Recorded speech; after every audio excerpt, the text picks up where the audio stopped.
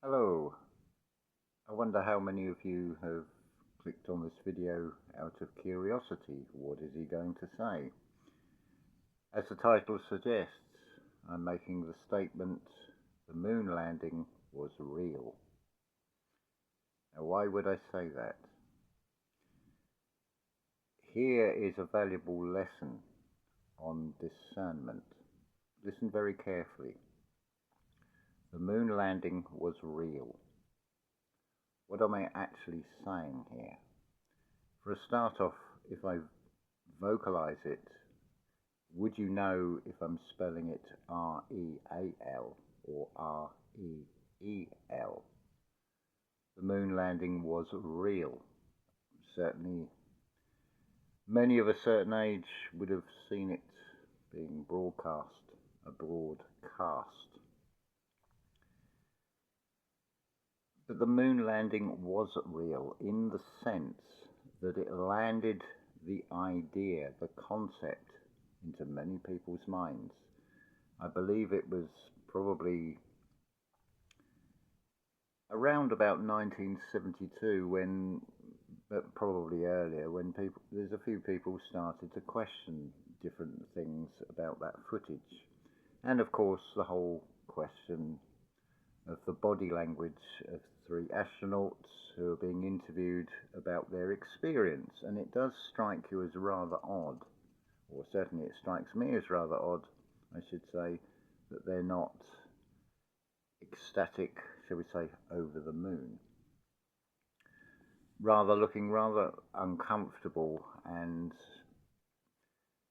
not really wanting to answer questions and things. Still, this is not actually about the moon landing. This is about the discernment of what we hear. So another example would be for security reasons.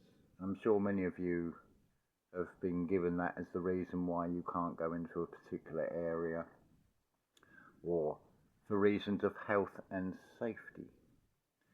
These are subjects I've covered in previous videos, but I thought I would repackage them in a slightly different way and show some slightly different things from it. So I wish now, I've actually made a few notes. We're going to turn now to the Bible, and I'm actually using the Gospel of John. It's the NIV, New International Version, the naive version. Now, I'm sure many of you will be of the idea that the controllers of this reality are following a script, following scriptures. So let's run with that. Let's look at this again. So we're going to go to first chapter of John, if I can see it in this line. In the beginning was the Word, and the Word was with God, and the Word was God. He was with God in the beginning. Through him all things were made. Without him nothing was made that has been made. In him was life, and that life was the light of all mankind. So that's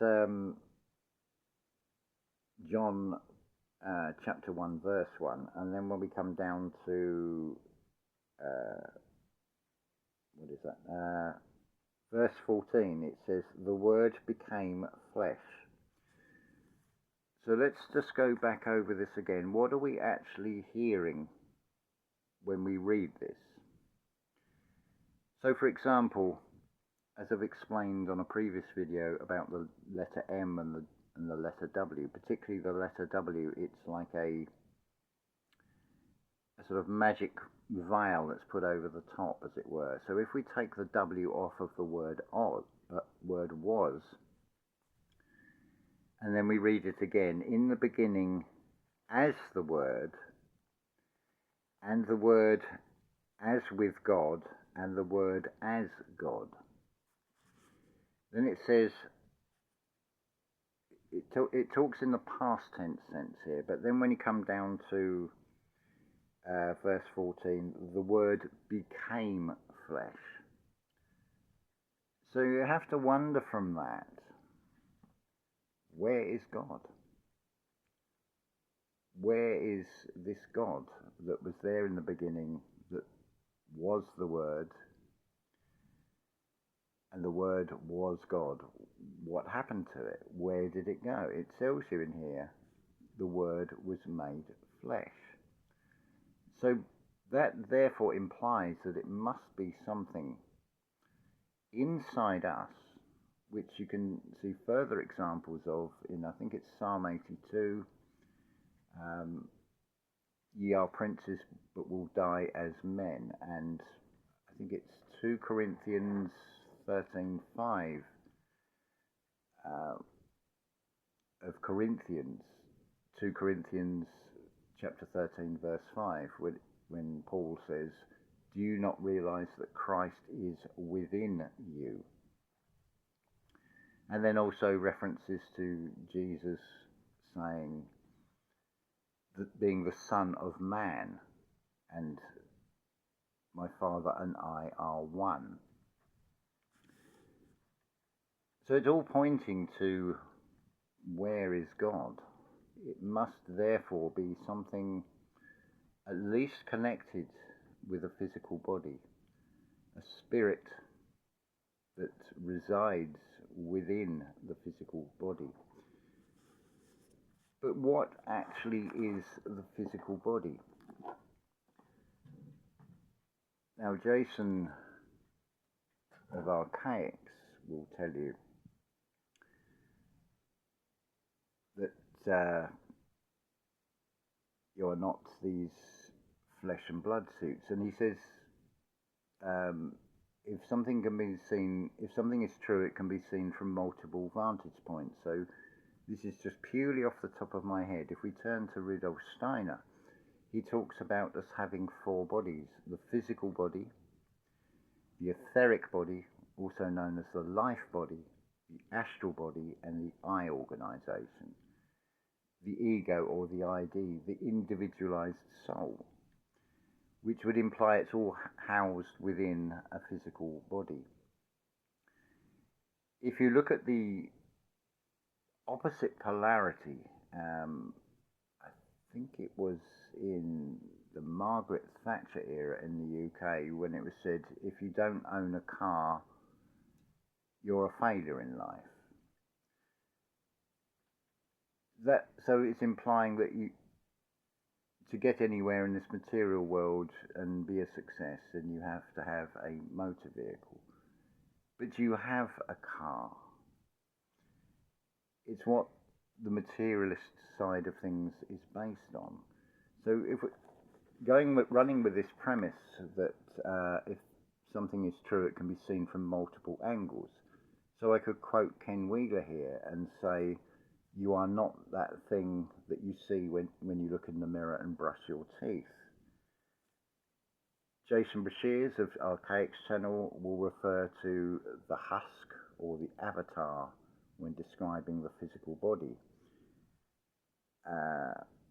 You're bound to have heard across numerous channels, Facebook posts and so on, referring to the physical body as a meat suit, a mortal body or a soul carrier, and many other descriptive terms which all sort of imply that it is just a car, it is just a housing that you find yourself in. Can we find any other examples of this? Well, straight away I can look to Neville Goddard when he talks in biblical terms about the garment. Now, interestingly, if we turn to the Gospel of Thomas, this is, I suppose you call them utterances. So number 37, so it's 1:37. I shall come on to that more in a little while. But to give you the full quote of the Gospel of Thomas 37, his disciples said, when will you become revealed to us, and when shall we see you? To which, in this story, Jesus replies, when you disrobe without being ashamed, and take up your garments, and place them under your feet, like little children, and tread on them, then you will see the Son of the Living One, and you will not be afraid. Again, it's like the term garment. It's referring to the physical body. It is just something you are housed in. Another source I can quote for this is Adrian Elise, when she says, you have a body, therefore you are the highest authority. So if you look at what the material world showed, that if you don't have a car, you're something of a failure in this world. To quote myself, I've said that there's a certain irony. There are many who are dying to get out of this experience, but there are many more souls who are dying to have this birth to death experience, and experience the physical. There's also a song I've just sort of added in. It's by a group called Kraftwerk. Interesting, the word craft and what that can be associated with, as in magic, either good or bad magic, and it's a work. And the song is called Hall of Mirrors, and it goes along the lines of, even the greatest stars dislike themselves in the looking glass. Again, it's a sort of recognition that you are not the physical body. So before I go on to the next part, just as a recap, and this is as much an exercise for you as anything else, connected with doing that inner work.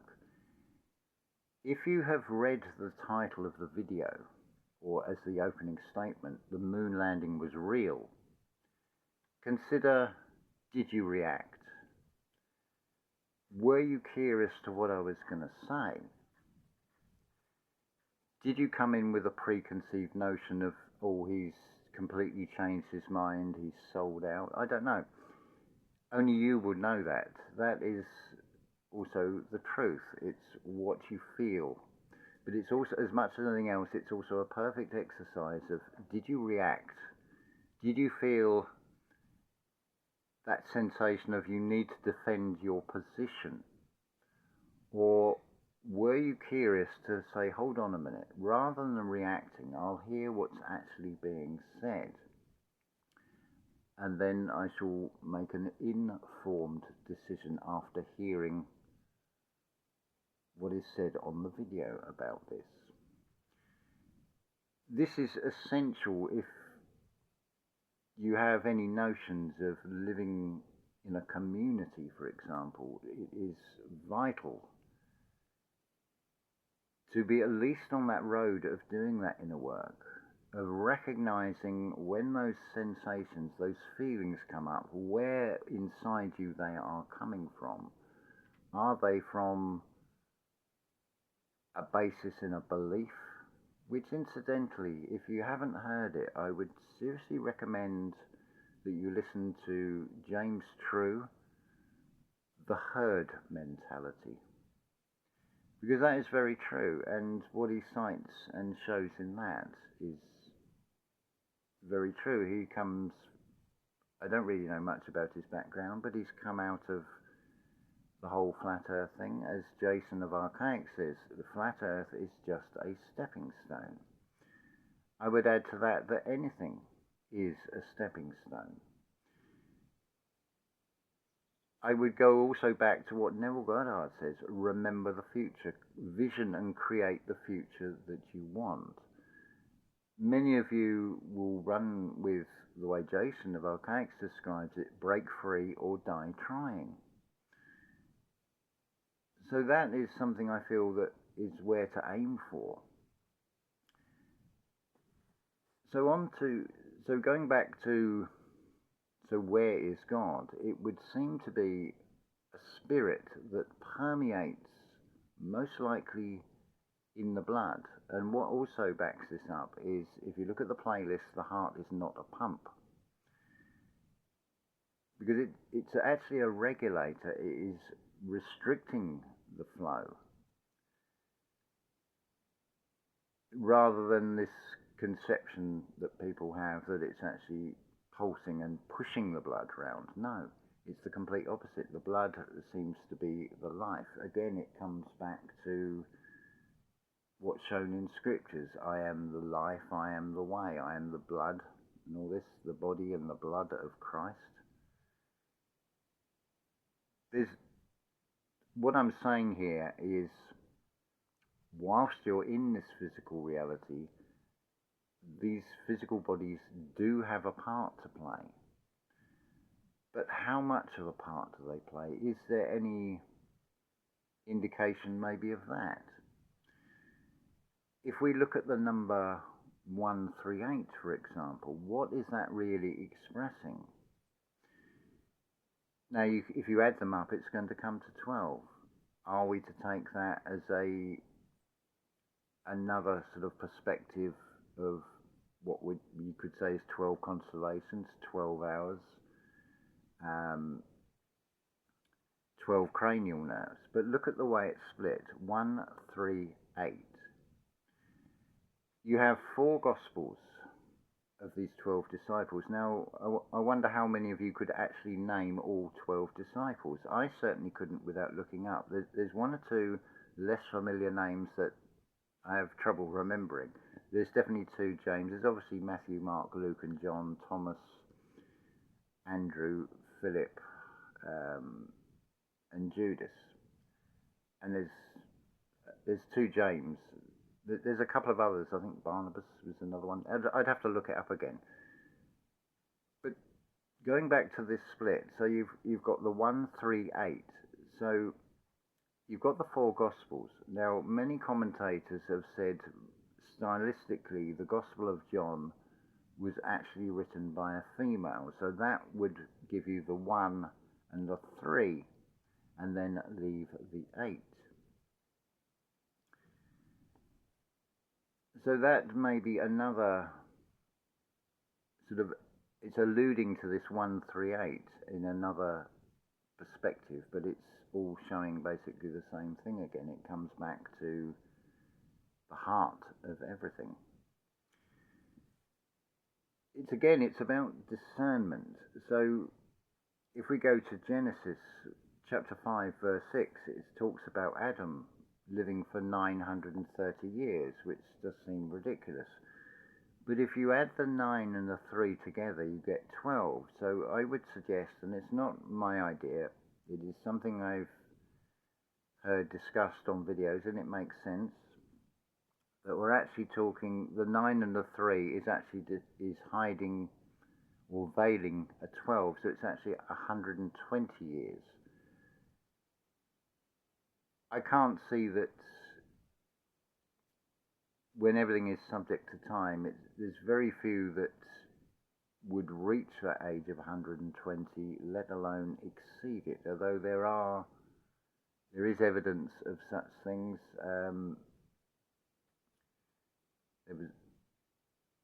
There was a man who was in slavery, I can't remember his name, who was celebrated in the United States about being the oldest living man. He's not the only one, but he fell from grace because he said nobody went to the moon, and he was sort of dropped from being he wasn't following the narrative that was required in the material world.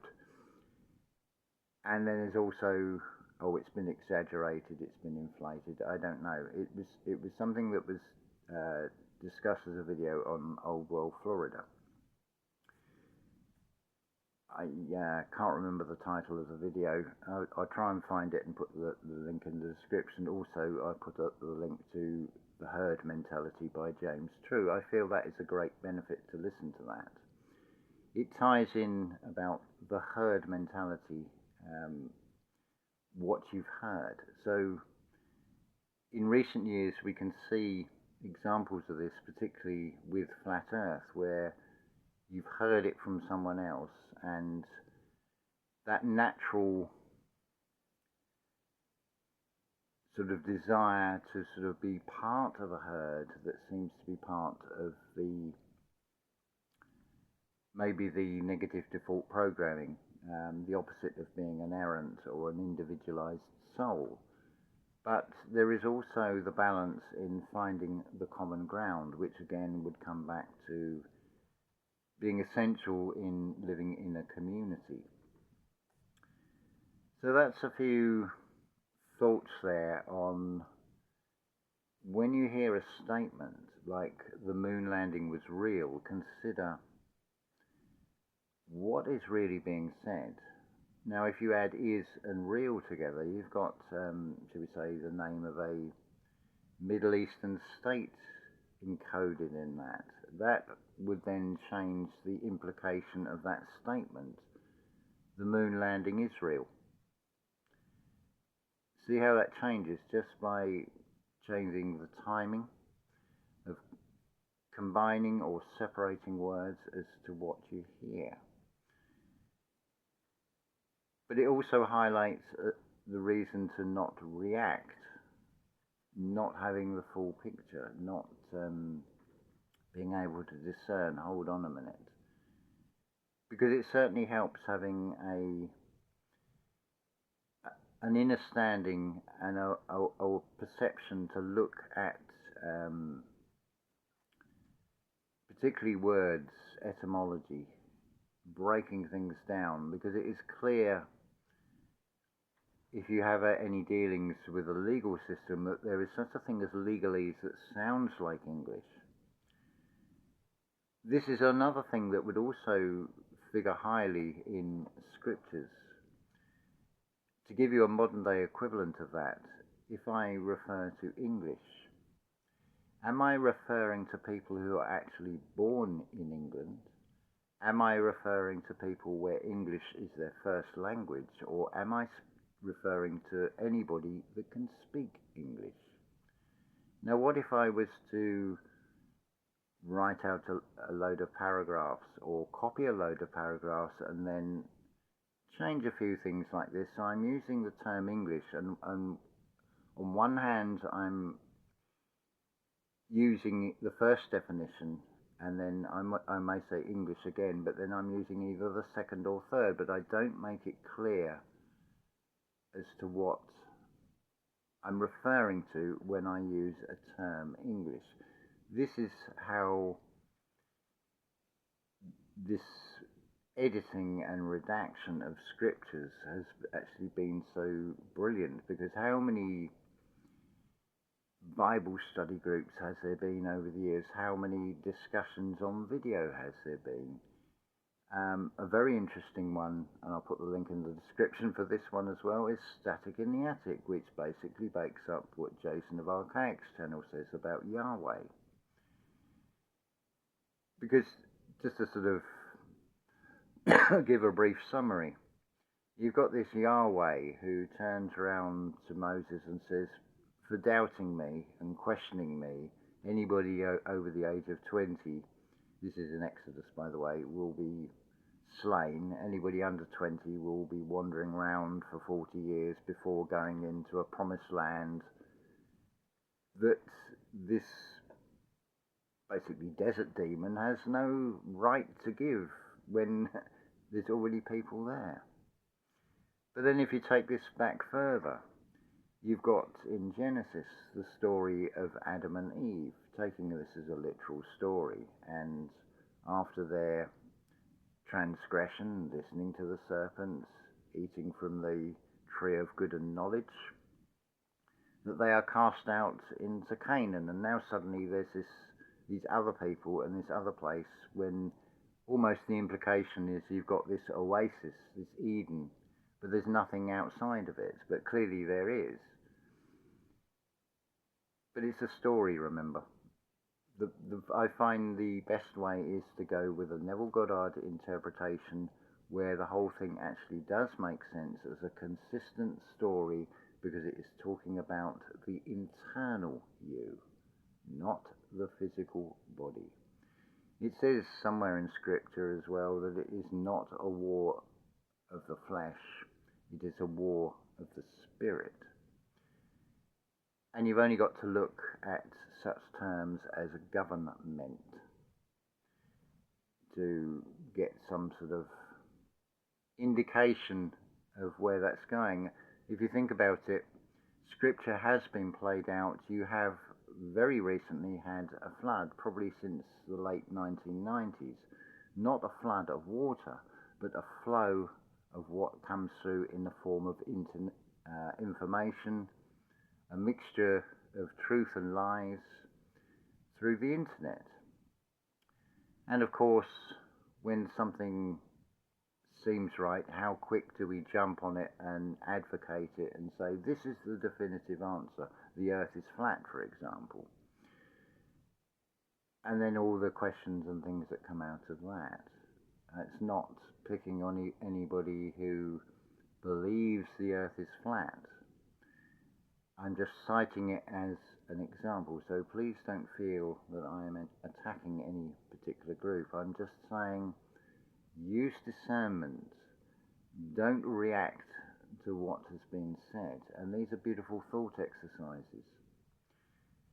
Another good example that you could do for yourself is listen to an astrology or a tarot card reading, particularly a tarot card reading, and then just be the observer of where the mind goes, because whatever's said on that tarot card reading, the conscious mind will automatically try and attach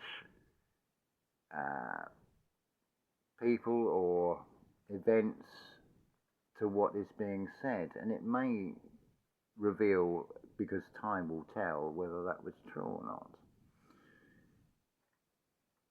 I'm not saying don't listen to tarot card readings, but as I've suggested on a previous video, based on what Rudolf Steiner has said, that your life review after spirit separates from body is played out backwards. So would the astrology and the tarot card readings follow that same pattern, that it is actually going in reverse? But whatever point you get to when you consult a tarot card reading, because the thing is playing out your life review is playing out in reverse, written in the stars or shown in the cards, that perhaps that's why it seems to link up so well, because it is to that specific point in your periodicity between birth and death. But the review and the review, what you're seeing reflected back at you, either in the stars or in the cards or what other external method, we're back in the Hall of Mirrors by Kraftwerk, you could say. Right, we're up to just over 28 minutes. So, as much as anything else, I hope this has been a valuable thought exercise in discernment of what you hear, to be able to mull it over, it's mind food, so it's like physical food. It takes time to digest, rather than, I don't agree with that, or I 100% agree with that. Maybe look for the center point in everything, because where is that source of information that you're listening to coming from? What is the sources? After all, is it not about going back to source, which seems to be a common theme in this? But I would say that you are source, and I'm not talking about the physical garment. I'm seeing that as a vehicle, a physical vehicle to operate in a physical reality. But I feel it is also a photo-negative reality, in which things are played out in opposites. So you can see examples of that in the way nature works and in the way any in-dust tree will work, which would imply the opposite of the tree of life. The in-dust tree would imply that it's been burnt. But remember, there are such things as controlled burning, and the ash will provide valuable nutrients for the soil in this physical realm, as it were. But consider the bigger picture with that. What about when it becomes mind food? What it becomes something that soothes the soul, you could say. Right, that's now taken us up to 30 minutes, so I'm going to stop there. I just happened to see 30 minutes and 18 seconds, and it's like 138 comes back into the mind. That's figuring quite a bit at the moment. So I hope you have had a wonderful summer solstice and are enjoying the feeling of change that this brings. That's what I'm getting from this, that it's a marker. It feels to me like a closing of a chapter and the start of a new one, and wow, how exciting. Particularly in light of the video I made yesterday and the material world challenges that I face in this reality. But like I said on the video, what I'm saying is as much for myself to hear and to put into action, which I'm doing through the visioning and the taking the active steps. So as always, unconditional love to you all, and may this video have been helpful to you in some way. Details, if you wish to contact me, and everything else will be in the description, and the links to the 3 cited videos that I've talked about. Thank you very much.